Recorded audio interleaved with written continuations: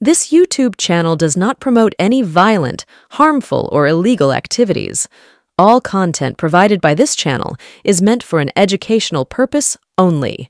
পশ্চিমবঙ্গের যে কটা আসন নিয়ে মানুষের আগ্রহ সর্বোচ্চ জায়গায় একেবারে তুঙ্গে, তার মধ্যে বহরমপুর অন্যতম। কারণ বহরমপুরের আসনে চিরাচরিতভাবে জিতে আসছেন দীর্ঘদিন ধরে অধীর চৌধুরী। এবার তৃণমূল কংগ্রেস সেখানে থাবা বসিয়েছে। একদিকে বিশ্ববরেণ্য ক্রিকেটার ইউসুফ পাঠান, আর একদিকে পোড় খাওয়া রাজনীতিবিদ অধীর চৌধুরী। কি হবে শেষ পর্যন্ত? শেষ হাসিটা কে হাসবে? কারণ গত যে লোকসভা নির্বাচন হয়ে গিয়েছে, মার্জনা করবেন, গত যে বিধানসভা নির্বাচন হয়ে গিয়েছে, সেখানে বহরমপুর লোকসভা কেন্দ্রের 7টি বিধানসভা, 7টিতেই কিন্তু অধীর চৌধুরীর কংগ্রেস পরাস্ত হয়েছে। 6টিতে জিতেছিল তৃণমূল, 1টিতে জিতেছিল বিজেপি। এবং এই রকম একটা নড়বড়ে সংগঠন নিয়ে অধীর চৌধুরী এবার কিন্তু ভোটে অবতীর্ণ হয়েছে। কি হবে শেষ পর্যন্ত? শেষ হাসিটা কে হাসবেন? সেটাই আলোচনা করব আজকের বহরমপুর পর্যালোচনায়, ভোটের হাওয়ায়।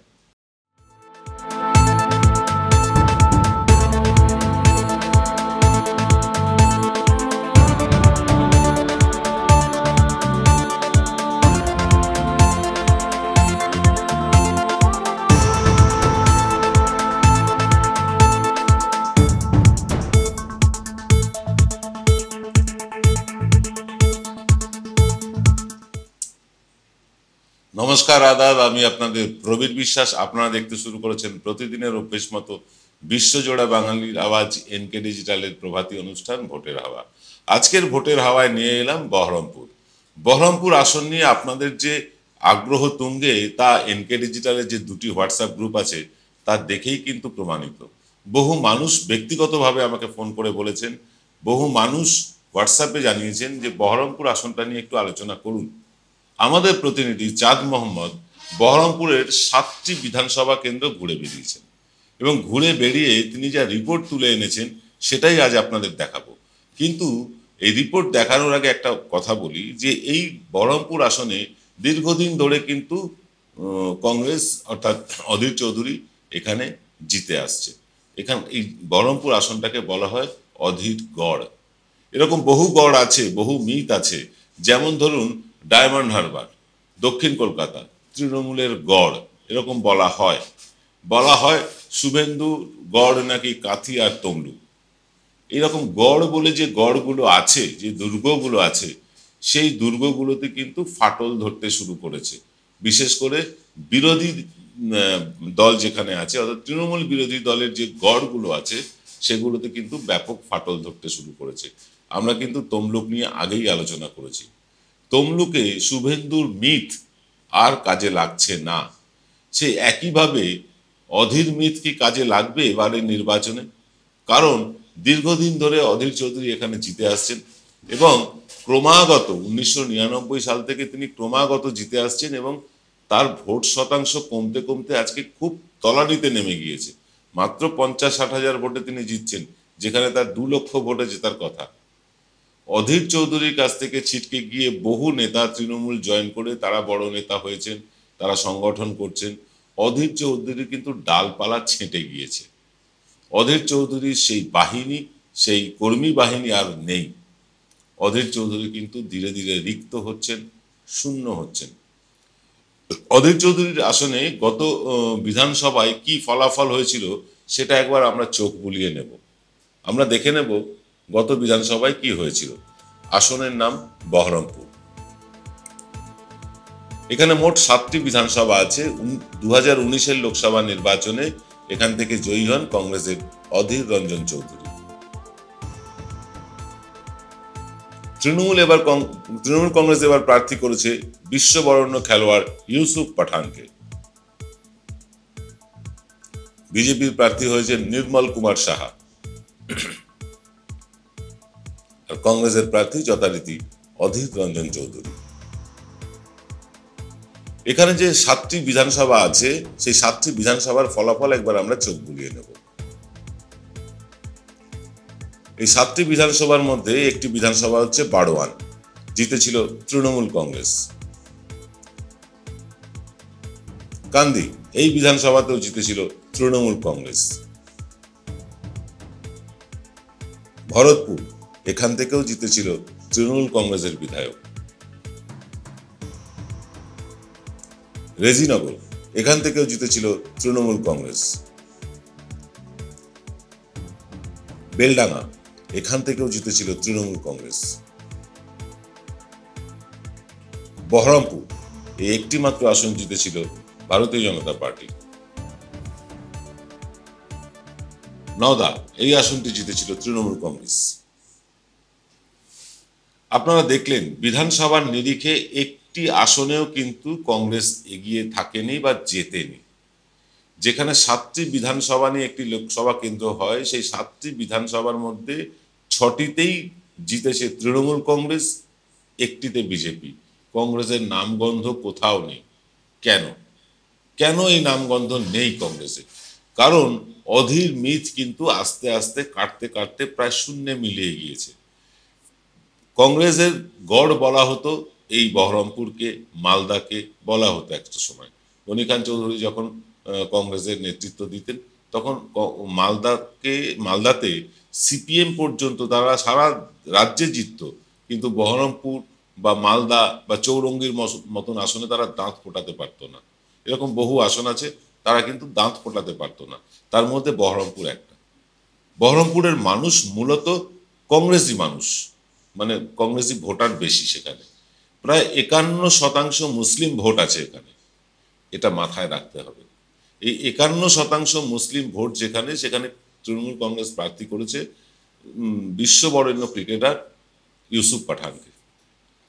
এই ইউসুফ পাঠানের প্রতি মানুষের একটা দুর্বলতা আছে, 1 নম্বর। 2 নম্বর হচ্ছে যে অধীর চৌধুরী কিন্তু আস্তে আস্তে সংগঠন থেকে রাশ আলগা হয়ে গিয়েছে। কখন জানেন? যখন থেকে তিনি সিপিএম এর হাতে তামাক খেতে শুরু করেছেন। সিপিএম এর হাতে তামাক খাওয়ার ফলে তার প্রতি মানুষের আস্থা কমে গিয়েছে। এই সিপিএম এর সময় 34 বছরের শাসনকালে এই বহরমপুর লোকসভার মানুষ যারা কংগ্রেস করতেন তারা প্রত্যেকে কম বেশি অত্যাচারিত হয়েছিলেন। কারণ সিপিএম এর বহরমপুর আসন ছিল পাখির চোখ, তারা যেন তেন প্রকারেণ অধীর চৌধুরীকে হারাতে চেয়েছিল, এবং সেই হারাতে গিয়ে তারা নানা রকম প্যাঁচ পয়জার কষেছে, অত্যাচার করেছে মানুষের উপরে। মানুষ সেগুলো ভোলেনি। সেই সিপিএম এর সাথে হাত ধরাতে এবং হাত ধরাধরি করে মঞ্চ শেয়ার করে ভোট চাওয়াতে মানুষ অধীর চৌধুরীর প্রতি বিরূপ। গত বিধানসভা নির্বাচনে আমরা দেখেছি, গত পঞ্চায়েত নির্বাচনে আমরা দেখেছি। কারণ মানুষ কেন অধীর চৌধুরী থেকে সরে যাচ্ছেন তার প্রধান কারণ এটা। দ্বিতীয় কারণ হচ্ছে অধীর চৌধুরী নিজে খুব অসুস্থ, হাই সুগারের রোগী। তিনি আর আগের মতন ছুটোছুটি করতে পারেন না। অধীরের পায়ের তলা থেকে মাটি সরে যাওয়া কিন্তু স্পষ্ট দেখা যাচ্ছে তার বডি ল্যাঙ্গুয়েজে। আমরা এসব নিয়ে আলোচনা করব ছোট্ট একটা বিরতির পর। জয়গুরু রত্নভান্ডার জ্যোতিষীমা, এখানে গোল্ড মেডেলিস্ট জ্যোতিষী বসেন। হাই কোয়ালিটির আসল গ্রহরত্ন সবচেয়ে কম দামে এখানে পাওয়া যায়। স্থান বেলঘড়িয়া রানীপার্ক, বটতলা, 2 নম্বর রেলগেটের নিকটে। 9681345722 এবং 9007778922। সেরাই যখন হাতের কাছে, অন্যটা কেনই বা কিনি। আজ বাঙালির ঘরে ঘরে একটাই নাম সুন্দরিনী, সুন্দরিনী, সুন্দরিনী, সুন্দরিনী, সুন্দরিনী। ফিরলাম বিরতির পর। আপনারা দেখছেন এনকে ডিজিটালের প্রভাতী অনুষ্ঠান ভোটের হাওয়া। আজকের ভোটের হাওয়ায় আমরা করছি বহরমপুর আসনের পর্যালোচনা। আমাদের প্রতিনিধি চাঁদ মোহাম্মদ 7টি বিধানসভা ঘুরেছেন এবং যেটাকে বলে অলি গলি পথে প্রান্তরে তিনি ঘুরে বেরিয়েছেন, এবং তিনি মানুষের সাথে কথা বলেছেন। যেভাবে আমরা সমীক্ষা করি সেভাবে নয়, মানুষের সাথে কথা বলেছেন, মানুষের রায় নিয়েছেন, রাজনৈতিক নেতাদের সাথে কথা বলেছেন, বিভিন্ন দলের রাজনৈতিক নেতাদের সাথে কথা বলেছেন। আজকে যে পর্যালোচনা আপনাদের তুলে দিচ্ছি সেটি চাঁদ মোহাম্মদের তৈরি করা, এবং চাঁদ মোহাম্মদ অত্যন্ত পরিশ্রম করে আপনাদের জন্য এই অনুষ্ঠানটি আমাদের করতে সাহায্য করছে। আমরা দেখেছি যে অধীর চৌধুরীর মিথ সরে যাচ্ছে, মানে কমে যাচ্ছে কেন? প্রথমত, অধীর চৌধুরী তার সংগঠনের রাশ হালকা হয়েছে, কারণ তার কাছ থেকে বহু মানুষ সরে গিয়ে তৃণমূলে গিয়েছে, বহু বড় বড় নেতারা তার পাশ থেকে সরে গিয়েছেন তার আচরণে। দ্বিতীয় হচ্ছে, তিনি নিজে শারীরিকভাবে অসুস্থ, তিনি আগের মতন ছুটোছুটি করতে পারছেন না, ফলে অধীর চৌধুরীর পায়ের তলা থেকে মাটি সরে যাচ্ছে। আর এই মাটি সরে যাওয়াটা তার বডি ল্যাঙ্গুয়েজে স্পষ্ট। মেজাজ হারাচ্ছেন তিনি। যে অধীর চৌধুরীকে আমরা ঠান্ডা মাথার রাজনীতিবিদ বলে জানতাম, সেই অধীর চৌধুরী মেজাজ হারাচ্ছেন। আজকে পশ্চিমবঙ্গে যে জোটটা হলো না, কংগ্রেসের সাথে তৃণমূলের জোটটা হলো না, রাজ্যের অধিকাংশ মানুষ মনে করছেন এটা অধীর চৌধুরীর জন্য হয়নি। অধীর চৌধুরী নিজের আসন বাঁচাতে গিয়ে কংগ্রেসকে কিন্তু বিপাকে ফেলেছেন। একটি সূত্র মারফত খবর পেয়েছি আমরা, সেটা হচ্ছে যে অধীর চৌধুরী রীতিমতো কংগ্রেসকে ব্ল্যাকমেল করেছেন যে যদি তৃণমূলের সাথে জোট করা হয় তাহলে তৃণমূলকে 5টা আসন দিতে হবে, ইনক্লুডিং দক্ষিণবঙ্গের একটি আসন, এবং যদি না দেওয়া হয় তাহলে, যদি জোট না হয়, জোট হয় তৃণমূলের সাথে, তৃণমূল যদি 2টি বা 3টি আসন দেয়, তারপরেও যদি কংগ্রেস জোট করে তিনি দল ছেড়ে চলে যাবেন। আমরা সূত্র মারফত জেনেছি, সত্যতা এখনো পাইনি। কিন্তু এটা ঘটনা যে আজকে পশ্চিমবাংলায় কংগ্রেস আর তৃণমূল যদি যৌথভাবে লড়তো তাহলে বিজেপি 5টা আসনও পেত না। আমাদের সমীক্ষা বলেছে যে, আমরা যে সমীক্ষা করেছি রাজ্য জুড়ে, তাতে দেখেছি আমরা বিজেপি 5টা আসনও পেত না যদি এখানে কংগ্রেস এবং তৃণমূল একসাথে লড়তো। কিন্তু আমরা কি দেখলাম? অধীর চৌধুরী তার নিজের গড় বাঁচাতে গিয়ে তিনি সিপিআইএম এর হাতটা ধরলেন। যদিও বহরমপুর আসনটি সিপিআইএম এর থেকেও বেশি দখল বামপন্থীদের মধ্যে আরএসপির, এবং অধীর চৌধুরী নিজেও আরএসপি দলটি করতেন, আর সেখান থেকে তিনি কংগ্রেসে এসেছেন। এবার ঘটনা হচ্ছে যে বামেদের হাত ধরে বৈতরণী কি পার হবে? চাঁদ মোহাম্মদ জানাচ্ছেন আমাদের প্রতিনিধি, না, এবার আর বৈতরণী পার হবে না। কারণ তৃণমূল যেভাবে একেবারে বুথ স্তরে সংগঠন করেছে, এবং বিশেষ করে কংগ্রেসের সংগঠন কেড়ে নিয়ে তারা সংগঠন করেছে, এইখানেই কিন্তু অধীর চৌধুরী অনেকটা কিন্তু পিছিয়ে পড়েছেন, অনেকটা পিছিয়ে পড়েছেন। তিনি সেখানে 51% মুসলিম যেখানে বসবাস করেন, সেই বহরমপুর বিধানসভা কেন্দ্রে বিজেপি জেতে অধীর চৌধুরীর হাত না থাকলে? এ প্রশ্ন মানুষের, আমার নয়, এ প্রশ্ন আমি করছি না, বহরমপুর কেন্দ্রের মানুষ করেছেন যে অধীর চৌধুরী নাকি হাতে ধরে জিতিয়ে দিয়েছেন বহরমপুর আসন বিজেপিকে। শুনেছি আমি, আমরা এই কথার দাবি করছি না, কিন্তু মানুষ বলেছেন। তাছাড়া আজকে দেখুন, 7টা বিধানসভার মধ্যে একটা বিধানসভাতেও মানে চিহ্নে কেউ প্রার্থী করলো না, হাত চিহ্নের প্রার্থীকে কেউ জিতিয়ে আনলো না। তার মানে বুঝতে পারছেন সংগঠনের কি অবস্থা। এইবার এই আসনটি আমরা আমাদের সমীক্ষায় দেখিয়েছিলাম, এই আসনটি 50-50, ইউসুফ পাঠানও জিততে পারেন, অধীর চৌধুরীও জিততে পারেন, এইটা আমরা দেখিয়েছিলাম।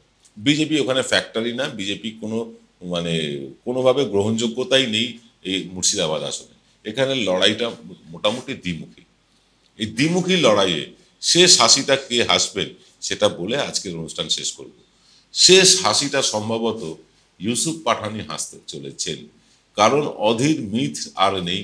অধীর চৌধুরী মেজাজ হারাচ্ছেন, অধীর চৌধুরী নিজে শারীরিকভাবে সম্পূর্ণ সুস্থ নন, ব্লাড সুগার হাই, মেজাজ চড়ে যাচ্ছে, কর্মীদের সাথে দুর্ব্যবহার করে ফেলছেন, সাংবাদিকদের সাথে দুর্ব্যবহার করে ফেলছেন, এবং এই অবস্থায় তিনি ভয় পাচ্ছেন কাকে?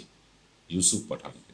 কারণ ইউসুফ পাঠান তিনি মুসলিমদের প্রতিনিধিত্ব করেন, আর মুসলিমরা চাইছেন যে বেশি করে সংসদ ভবনে মুসলিমরা যাক। এটা কিন্তু সারা দেশের মুসলমানেরা চাইছেন, তারাও স্টেক হোল্ডার হন সংসদে, এটা তারা চাইছেন। তাই এইবারে মুর্শিদাবাদ আসনটি 50-50 বোধহয় আর রইল না। আমরা অমীমাংসিত বলেছিলাম, সম্ভবত এই আসনটি আর অমীমাংসিত থাকবে না। আমরা অনুষ্ঠান শেষ করার আগে আপনাদেরকে একটা ঘোষণা করে দিই। আমাদের একটি হোয়াটসঅ্যাপ গ্রুপ আছে, একটি না, রাদার 2টো গ্রুপ আছে।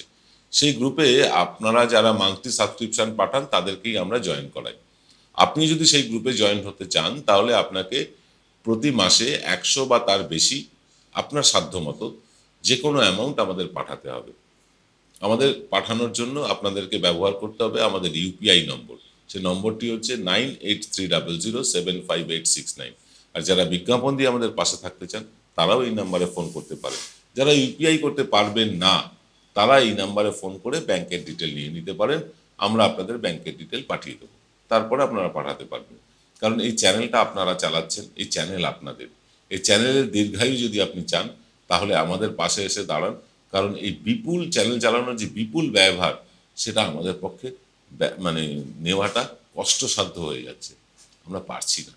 তাই আপনাদের সহায়তা চাইছি, পাশে এসে দাঁড়ান এনকে ডিজিটালের, যাতে এই যে ইন্ডিপেন্ডেন্ট জার্নালিজম অর্থাৎ স্বতন্ত্র স্বাধীন সাংবাদিকতা, এটা আজকে বাঁচিয়ে রাখাটা খুব জরুরি। আজকে গদি মিডিয়ার যুগে টিভি খুললেই যখন প্রধানমন্ত্রীর মুখ দেখা যায়, টিভি খুললেই প্রধানমন্ত্রীর ভাষণ দেখা যায়, টিভি খুললেই ভারতীয় জনতা পার্টির প্রচার দেখা যায়, সেখানে আমাদের মতন মিডিয়াটা বেঁচে থাকা খুব জরুরি। আর বেঁচে থাকতে গেলে সহায়তা প্রয়োজন আপনাদের। দাঁড়ান পাশে এসে আমাদের, আমরা এরকম আরও অনুষ্ঠান করব। শেষ কথা বলে শেষ করি, এই আসনটি সম্ভবত এবার তৃণমূল কংগ্রেস জিততে চলেছে। ইউসুফ পাঠান সম্ভবত অল্প মার্জিন হলেও এখান থেকে কিন্তু জিততে চলেছে। শেষ কথা বললাম, দেখা হবে আজ রাত 8টায় যথারীতি ভোটের হাওয়া নিয়ে। সকলে ভালো থাকবেন, নমস্কার।